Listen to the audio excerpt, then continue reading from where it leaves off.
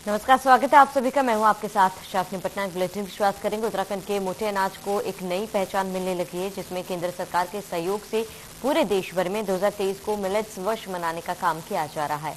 इसी मिलेट्स को प्रचारित करने के लिए राज्य में 2 बड़े मेलों का आयोजन कृषि विभाग करने जा रहा है, जिसको लेकर कृषि मंत्री गणेश जोशी ने विभाग के अधिकारियों के साथ बैठक की। बैठक में मेले के आयोजन को लेकर मंथन हुआ। कृषि मंत्री गणेश जोशी ने कहा कि उत्तराखंड भारत देश का पहला राज्य है जहां पर मंडुवे का समर्थन मूल्य भी घोषित हो चुका है। इसी प्रकार से राज्य के किसानों से मोटे अनाज को लेकर और विस्तृत रूप में पैदावार करने की मांग की जा रही है, जिससे किसानों की दशा और दिशा बेहतर हो सके।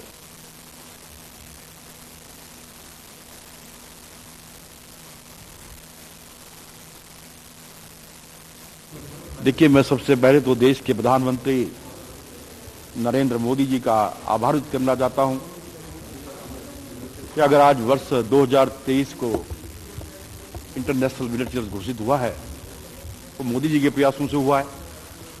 जो यूएनओ के अंदर मोदी जी ने इस प्रस्ताव को रखा, 72 देशों ने इसका समर्थन किया और आज हम 2023 को इंटरनेशनल मिलेट्स ईयर के रूप में मना रहे हैं।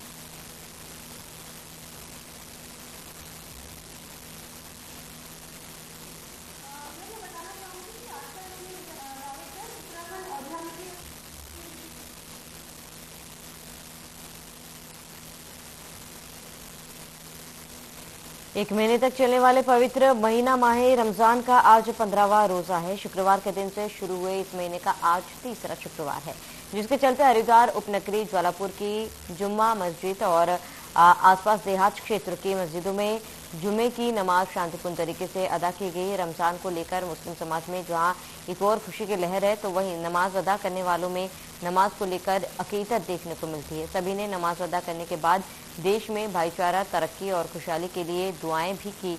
वहीं नमाज के वक्त किसी भी प्रकार का कोई सांप्रदायिक माहौल खराब ना हो या किसी प्रकार का कोई लड़ाई झगड़ा ना हो, इसको लेकर पुलिस प्रशासन ने मस्जिदों के बाहर सुरक्षा के पुख्ता इंतजाम किए। बता दें कि जिले में त्योहारों के मौके पर शांति व्यवस्था बनी रहे, इसके लिए एसएसपी अजय सिंह ने खुद कमान संभाल रखी है।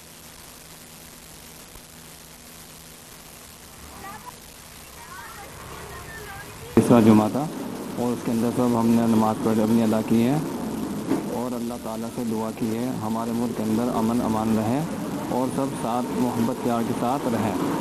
और माशाल्लाह इस मुबारक महीने में रोज़े रखे जाते हैं और अल्लाह ताला बहुत बड़ा सवाब देता है। नमाज है, तरावी है और अदा करते हैं, अल्लाह ताला इसमें बहुत बड़ा सवाब देता है। और सभी भाई को प्यार मोहब्बत से, अमन से अपने मुल्क के अंदर रहना चाहिए।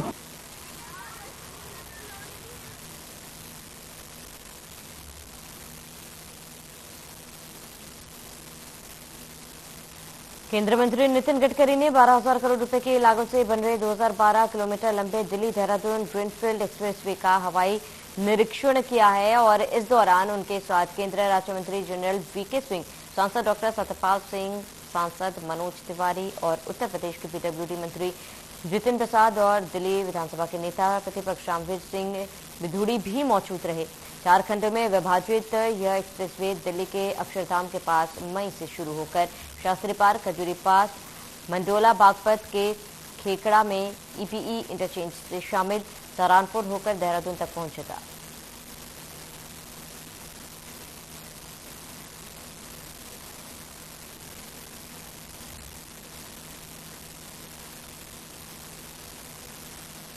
तो मुख्यमंत्री पुष्कर सिंह धामी कालाडूंगी पहुंचे। कालाडूंगी विधानसभा पहुंचने पर बीजेपी ने उनका जोरदार स्वागत भी किया और बीजेपी पदाधिकारी और कार्यकर्ताओं ने उनसे मुलाकात की। सीएम ने कालाडूंगी के विकास के लिए 95 करोड़ की लागत से 36 योजना का लोकार्पण और शिलान्यास कार्यक्रम में केंद्रीय राज्य मंत्री अजय भट्ट और विधायक वंशीधर भगत भी मौजूद रहे। बताते कि सीएम धामी ने कालाडूंगी को उपमंडी और निहाल नदी में डबल लेन पुल सौगात दी है।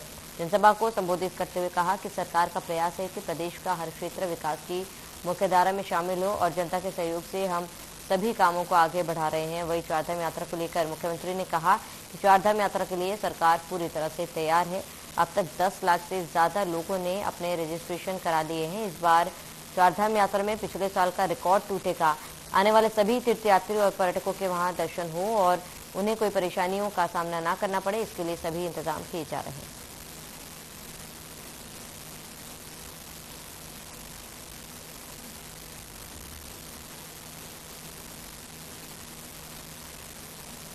वो घोषणाएं यहाँ के लिए नितांत आवश्यक थी और इन घोषणाओं के होने से और जब ये धरातल पर उतरी तो निश्चित रूप से इसका लाभ मिलेगा और हमारा लक्ष्य है, हमारा संकल्प है कि उत्तराखंड के हर क्षेत्र का विकास हो और कालाढूंगी क्षेत्र हमारा क्योंकि सैनिक बाहुल्य भी है, कृषक बाहुल्य भी है, इस क्षेत्र का समुचित तरीके से चाहे पेयजल की व्यवस्थाएं हों, चाहे सड़कों की हों, चाहे पुलों की हों, बिजली की हों, इन सभी क्षेत्रों में हम काम करेंगे और ट्यूबवेल स्थापना से लेकर यहाँ पर भी जो काम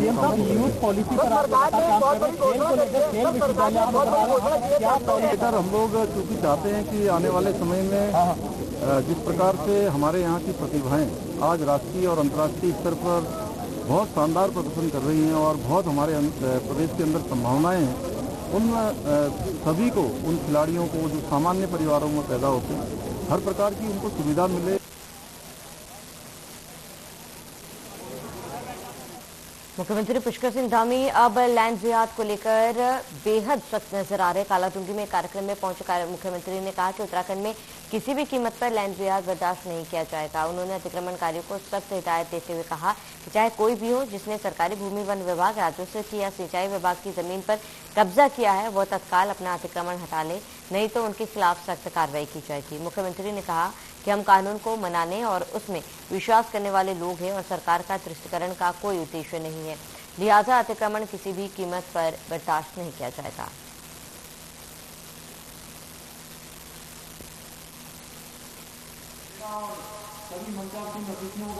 कानून को मानने वाले लोग हैं, कानून पर विश्वास करने वाले लोग हैं। जो भी अतिक्रमण है, हमने उनसे कहा है अतिक्रमण करवाने के पीछे जो लोग भी हैं वो स्वतः ही अपना अतिक्रमण हटा लें, उससे पीछे हट जाएं, अन्यथा सरकार उस पर सख्ती से काम करेगी, क्योंकि हमारा तुष्टीकरण करने का उद्देश्य नहीं है, हम किसी के खिलाफ नहीं है, लेकिन ये जबरदस्ती जो अतिक्रमण है, कब्जेबाजी है, इसको हम निश्चित रूप से हटाएंगे।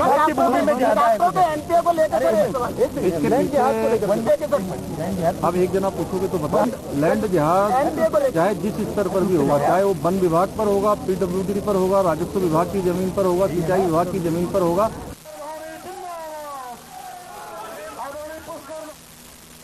तो भारतीय जनता पार्टी अपने स्थापना दिवस को 14 अप्रैल तक सामाजिक न्याय सप्ताह के रूप में मना रही है, जिसके अंतर्गत तमाम कार्यक्रमों के आयोजन किए गए।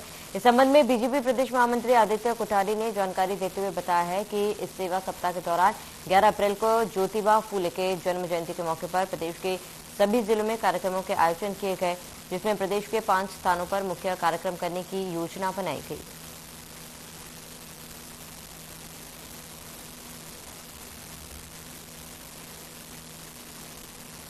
सामाजिक न्याय सप्ताह के अंतर्गत 11 अप्रैल को महात्मा ज्योतिबा फूले जी की जन्म जयंती के कार्यक्रम है और सभी जिला मुख्यालयों पर हम ये कार्यक्रम कर रहे हैं।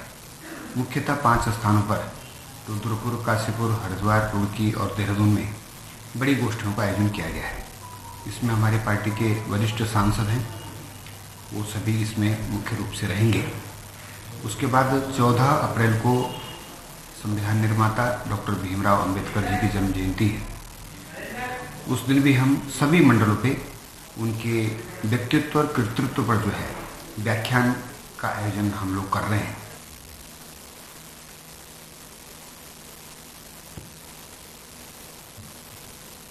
कांग्रेस पार्टी के नवनियुक्त जिलाध्यक्ष राहुल छिंवाल के पहली बार लालकुआं पहुंचने पर पार्टी पदाधिकारियों ने भव्य स्वागत किया और इस दौरान सभी कांग्रेस पदाधिकारियों और कार्यकर्ताओं ने एकजुटता का संकल्प लिया है। वहीं मीडिया से बात करते हुए राहुल छिंवाल ने कहा है कि जो भी कार्यकर्ता पार्टी के प्रति निस्वार्थ भाव से कार्य कर रहा है उसे दायित्व से नवाजा जाएगा। साथ ही गुटबाजी पर तमाम लगाम लगाने के लिए उन्होंने कहा है कि यह पार्टी का पारिवारिक मामला होता है, इस पर आंतरिक स्तर पर ही निपटारा किया जाना आवश्यक है। उन्होंने कहा कि मौजूदा समय में केंद्र की बीजेपी सरकार तानाशाही पर उतारू है, जिसमें राहुल गांधी की संसद सदस्यता समाप्त करवाना इसका जीता जागता उदाहरण है। उन्होंने महंगाई और बेरोजगारी के मामले पर भी सरकार को कटघरे में खड़ा किया और कहा कि आगामी निकाय चुनाव और कांग्रेस चुनाव में पार्टी के सभी कार्यकर्ता और पदाधिकारी एकजुटता का संकल्प लेते हुए कांग्रेसी पार्टी को मजबूत करने का काम करेंगे।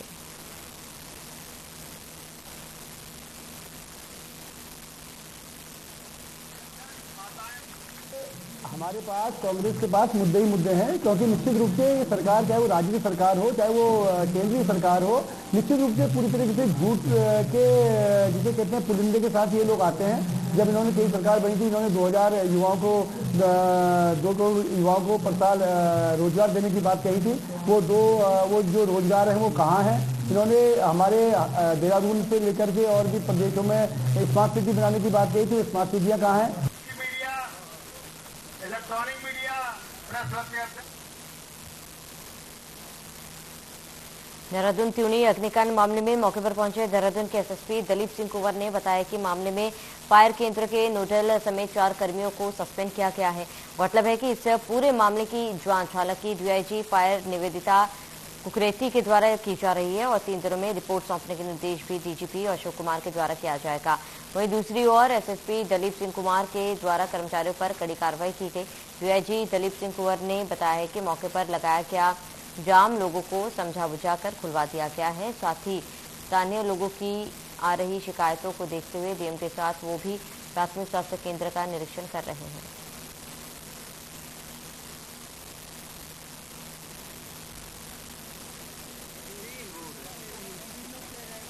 सायंकाल को त्यूनी में जो आगजनी की घटना हुई थी, उसमें लापरवाही के आरोप में जो त्यूनी में जो फायर यूनिट प्रभारी सहित 4 कर्मचारियों को निलंबित कर दिया गया है।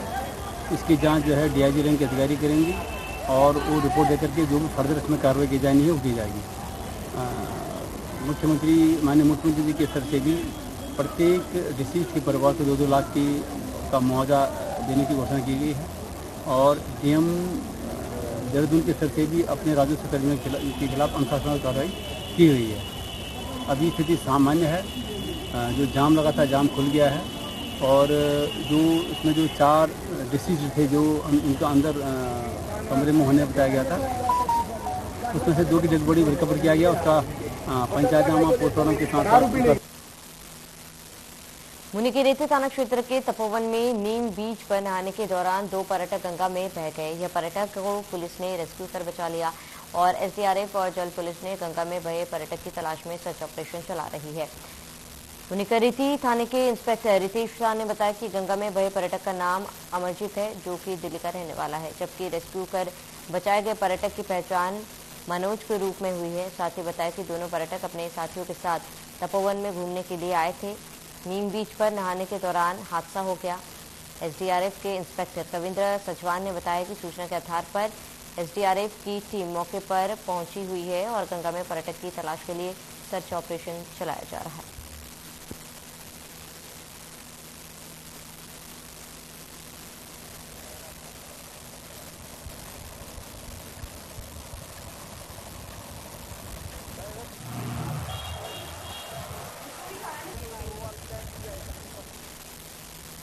उधम सिंह नगर जिले की किच्छा नगर पालिका में 34 लाख रुपए की लागत से बने 30 किलोवाट सोलर प्लांट का लोकार्पण किया गया। पूर्व ब्लॉक प्रमुख मीनू कोली और नगर पालिका की महिला सभासदों ने संयुक्त रूप से फीता काटकर सोलर प्लांट का उद्घाटन किया। कार्यक्रम में क्षेत्र के तमाम गणमान्य लोगों ने भी शिरकत की है।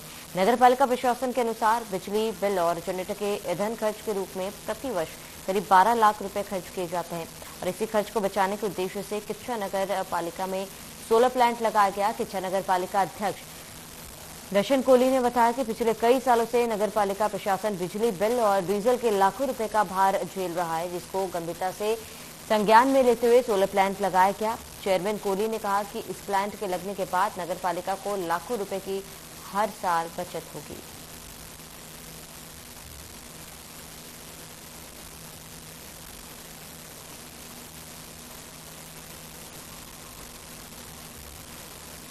आज नगर पालिका में हमने 30 किलोवाट का सोलर प्लांट की स्थापना करी है यहाँ पे और उसका उद्घाटन महिला शक्ति हमारे सभासद महोदय सब लोगों ने मिलकर किया है उसका। और इससे निश्चित रूप से नगर पालिका को काफ़ी बचत होगी, क्योंकि लगभग इसका खर्चा हमारा डीजल का और बिजली का खर्चा जो पर ईयर का बैठ रहा था वो लगभग 12 लाख रुपए का साल का बैठ रहा था और इस प्लांट से निश्चित रूप से वो खर्चे में कटौती हो जाएगी काफ़ी हद तक और उसके साथ साथ जो बिजली हमारी बचेगी वो हम विद्युत विभाग को बिजली बेचकर नगर पालिका की आय बढ़ाने का काम करेंगे। एक फीता काटा है जिससे कि जो बिजली का जो भुगतान होता था उसमें आने वाले समय में नगर पालिका को बहुत ही लाभ मिलेगा। और ये जो बहुत बड़ा कार्य किया है चेयरमैन साहब और मीनू जी और सिंता कश्यप जी, ये सब मौजूद थे। मैं भी वार्ड नंबर 6 की वार्ड मेंबर हूँ और इससे आने वाले समय में जितना लाभ कभी मिला ही नहीं है, मुझे लगता है बिजली के लिए उतना इनको लाभ मिलेगा।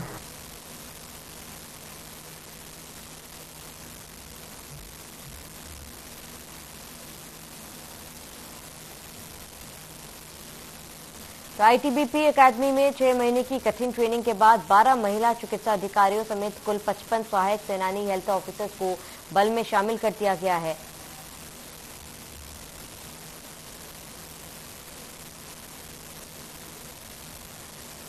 विशेष तौर पर इन प्रशिक्षणार्थियों को पहली बार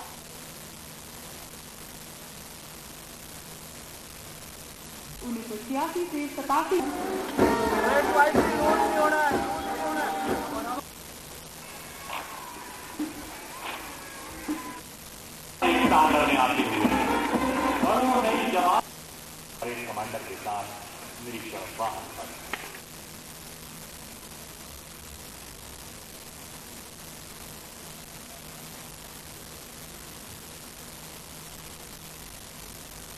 तो 55 चिकित्सा महिलाओं को इसमें शामिल किया गया। 6 महीने की ट्रेनिंग के बाद तमाम महिलाओं को इस बल में शामिल किया गया। आईटीबीपी ने नए चिकित्सा अधिकारी शामिल हुए हैं और कई प्रदेशों से चिकित्सा अधिकारियों को शामिल किया गया है। बता दें कि प्रशिक्षण बाद आयोजित भव्य दीक्षांत और शपथ ग्रहण समारोह में युवा चिकित्सा अधिकारियों ने संविधान और बल के प्रति निष्ठा और समर्पण की शपथ ली है।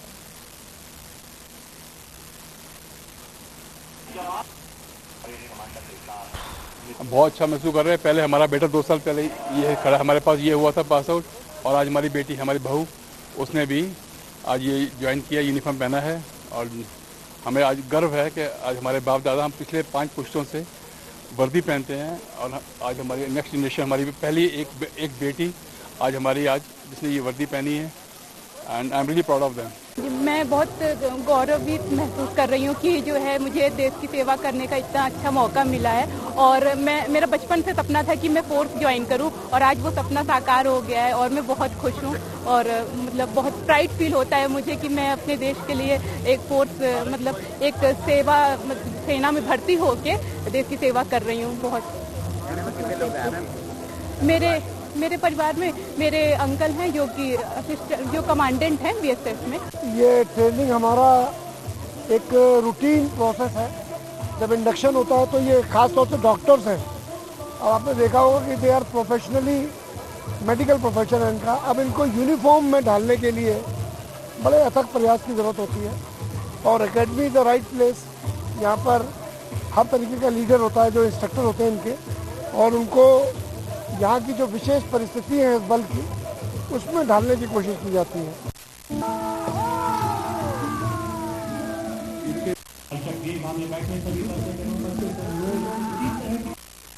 बढ़ाकर आगे बढ़ते ये युवा अधिकारी निरीक्षण समाप्त हुआ पर परेड तेज चाल से पुनः आगे बढ़ सेवा शुरू की और 1986 से 87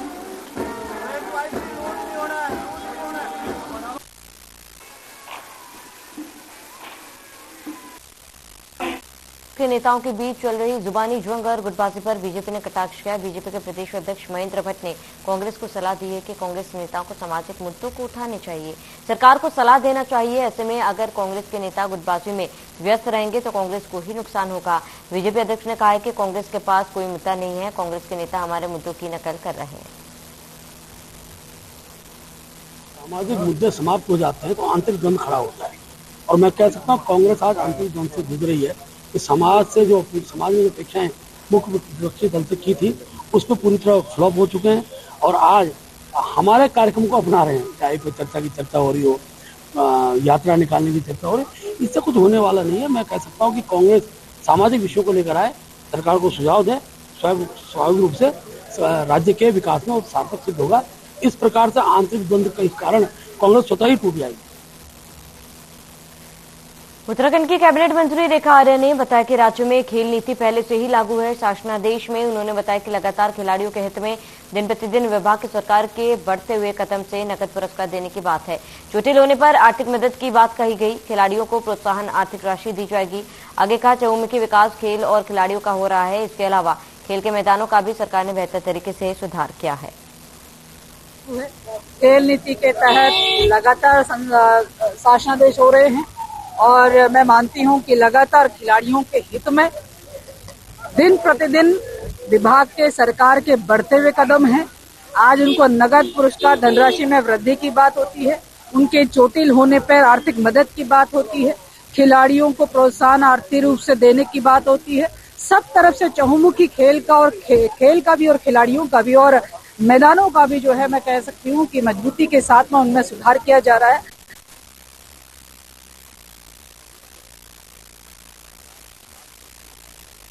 ओलावृष्टि से उत्तराखंड में किसानों को काफी नुकसान हुआ है, जिसके आकलन के लिए कृषि मंत्री गणेश जोशी ने अधिकारियों के साथ बैठक की है। बैठक में किसानों को प्रधानमंत्री फसल बीमा योजना के तहत किस तरह से मुआवजा दिया जा सकता है, इस तमाम बिंदुओं पर गहनता से चिंतन मंथन हुआ। वहीं कृषि मंत्री गणेश जोशी ने बताया कि प्रदेश में 35,618 हेक्टेयर कृषि भूमि में ओलावृष्टि से नुकसान हुआ, जिसको लेकर सरकार गंभीर है। उन्होंने बताया कि प्रदेश में 82,260 किसान प्रधानमंत्री फसल बीमा योजना के अंतर्गत आते हैं, जिनको मुआवजा का इस बीमा योजना के माध्यम से दिया जाएगा। उद्यान के क्षेत्र में फलोत्पादन करने वाले किसानों को भी इस बीमा से जोड़ा जाएगा। कृषि मंत्री गणेश जोशी ने कहा कि हम प्रदेश के किसानों को आश्वस्त कराते हैं कि भारतीय जनता पार्टी प्रदेश सरकार संकट की घड़ी में किसान के साथ खड़ी है।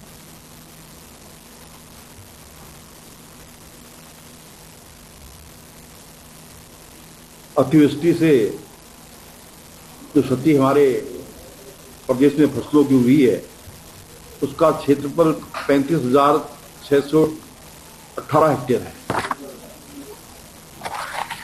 और उस क्षति के क्षेत्र में से जो आपदा के मानक हैं कि 33% से अधिक अगर क्षति होती है तो वो उसके मानक में आते हैं। उसका क्षेत्रफल 7,403 हेक्टेयर है और इनको तो हम आपदा के मानक के अनुरूप इनको हम मुआवजा देंगे।